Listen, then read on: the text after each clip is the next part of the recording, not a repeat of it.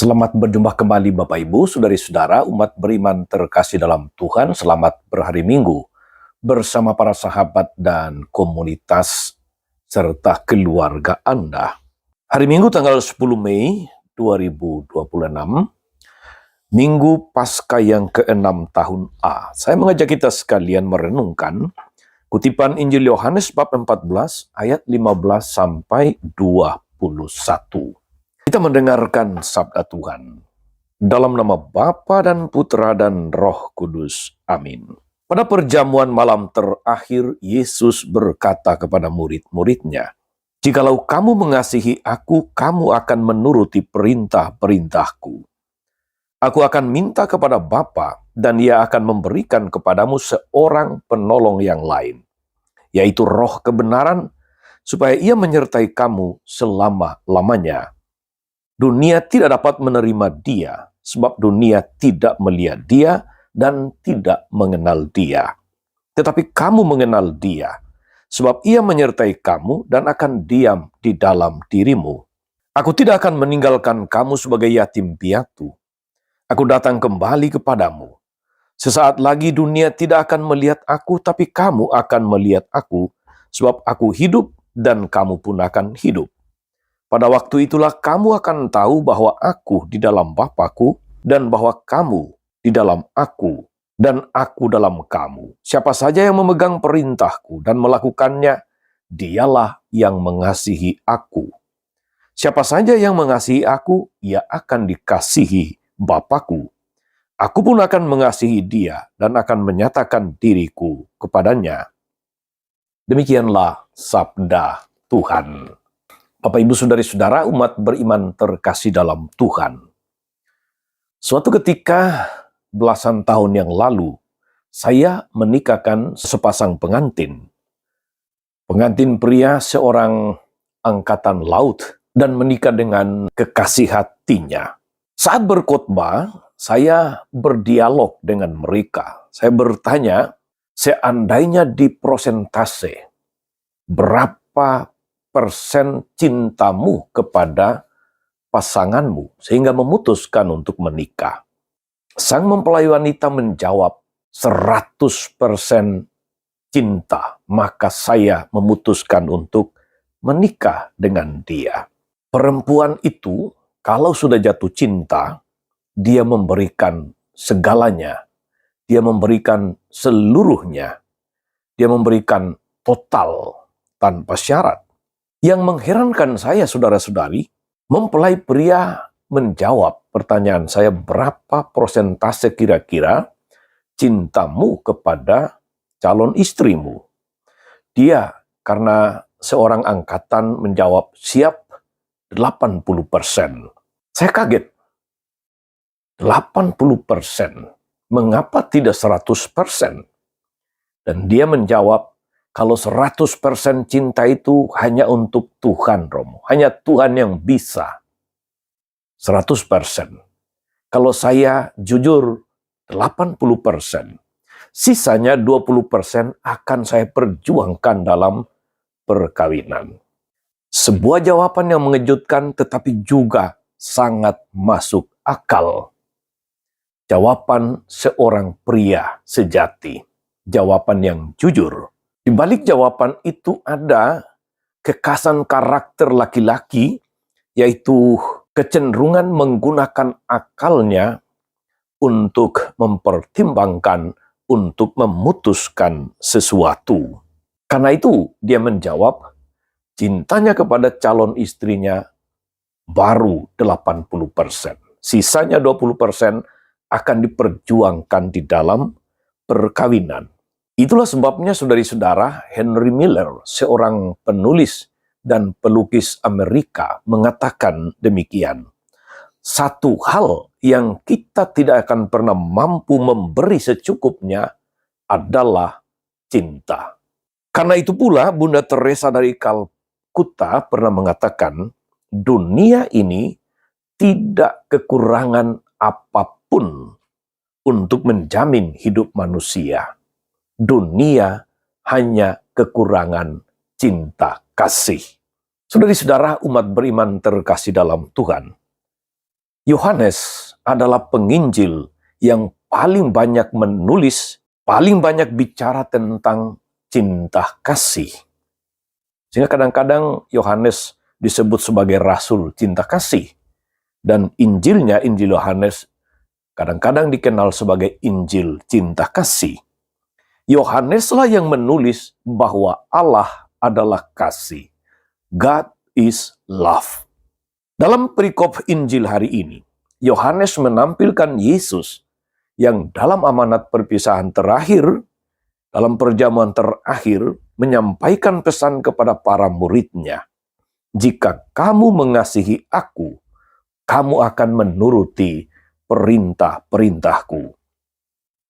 Yohanes pula, saudara-saudara, yang menampilkan dialog Yesus dengan Petrus, di mana Yesus bertanya 3 kali kepada Simon Petrus, "Simon anak Yohanes, apakah engkau mengasihi aku?" 3 kali pula Simon Petrus menjawab, "Tuhan, engkau tahu bahwa aku mengasihi engkau." Akan tetapi, Yesus bertanya mengasihi dalam arti mengasihi tanpa syarat atau agape. Dan Yohanes menjawab dalam arti filia, kasih persahabatan, bukan kasih tanpa syarat. Karena itulah Yesus mengulang pertanyaan sampai 3 kali. Dan Injil menyampaikan bahwa ketika Yesus bertanya untuk ketiga kalinya, sedihlah hati Yohanes. Karena dia tidak sampai kepada pemahaman atau level di mana Yesus mengharapkan dia mengasihi Tuhan tanpa syarat. Jadi kalau kita terjemahkan menurut kata yang lebih tepat, menurut bahasa asli, "Simon anak Yohanes, apakah engkau agape aku, mengasihi tanpa syarat?" Dan Simon Petrus justru menjawab, "Engkau tahu Tuhan bahwa aku filia engkau. Aku mengasihi engkau dengan kasih persahabatan." Saudara-saudara, seandainya Yesus bertanya kepada kita, "Apakah engkau agape aku, mengasihi aku tanpa syarat?" Apa jawaban Anda? Apa jawaban kita? Barangkali kita akan menjawab EGP, bukan agape. EGP, emang gue pikirin. Karena dalam praktek saudara-saudara, kita banyak tidak sampai pada kasih agape. Kita tidak mampu sampai kepada tahap itu. Seperti juga dialami Simon Petrus. Kita seringkali EGP dan bukan agape, alias tidak mampu mengasihi tanpa syarat. Kita seringkali menutup mata, kita seringkali menutup telinga, kita seringkali menutup hati. Seringkali kita penuh dengan prasangka, negative thinking, ketika kita mau mengasihi orang lain, ketika kita mau menolong orang lain. Saudara-saudara umat beriman terkasih dalam Tuhan, rupanya Yesus paham bahwa para muridnya tidak segera mengerti. Maka dia menjanjikan penolong, yaitu roh kebenaran.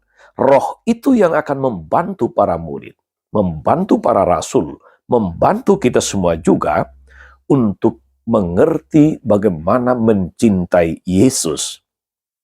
Mencintai yang seperti itu harus dihayati dalam iman sebagai ungkapan iman. Saudara-saudara umat beriman terkasih, Yesus menegaskan bahwa para murid sudah mengenal Dia, sudah mengenal roh kebenaran itu. Tetapi kamu mengenal Dia sebab Dia menyertai kamu dan akan diam di dalam kamu. Di tengah ketidakmampuan para murid memahami arti mengasihi, ada sosok yang akan membantu mereka memahami, membantu mereka mengalami cinta atau kasih seperti yang dimaksudkan Yesus. Lebih-lebih nanti setelah Yesus pergi dari tengah-tengah mereka. Artinya saudara-saudara, mereka masih harus belajar tentang bagaimana mengasihi dalam iman. Saudari-saudara, umat beriman terkasih dalam Tuhan. Mengasihi dalam iman ditunjukkan oleh para rasul dalam bacaan pertama. Kisah para rasul yang dalam tuntunan roh. Mereka pergi memberitakan kabar baik. Memberitakan bahwa Yesus adalah Mesias, Juru Selamat. Membawa sukacita dan peneguhan bagi banyak orang. Baik mereka yang ada dalam kalangan orang Yahudi maupun di luar bangsa Yahudi.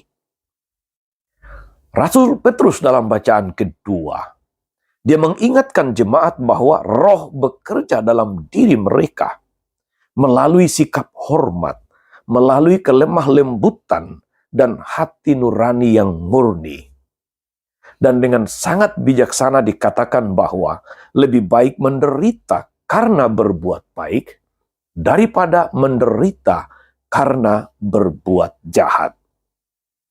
Karena iman akan Kristus yang bangkit, saudari-saudara, kita dibaptis. Dan karena dibaptis, kita diutus seperti para rasul. Diutus untuk mengasihi. Diutus untuk membawa kabar baik.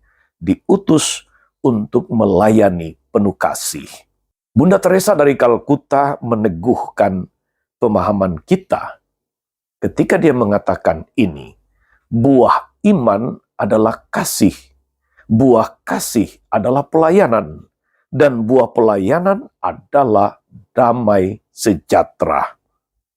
Moga-moga saudara-saudari, kita yang diteguhkan oleh firman Tuhan hari ini, kita yang merayakan Ekaristi pada hari ini diteguhkan untuk menjadi orang-orang yang mampu mengasihi Tuhan di dalam pelayanan.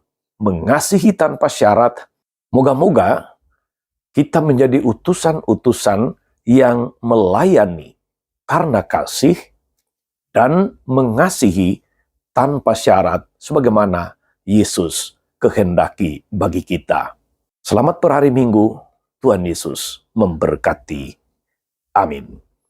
Tuhan Yesus Kristus, kami bersyukur atas firman-Mu yang meneguhkan kami untuk melayani Engkau dengan penuh kasih, melayani sesama dengan kasih yang tanpa syarat.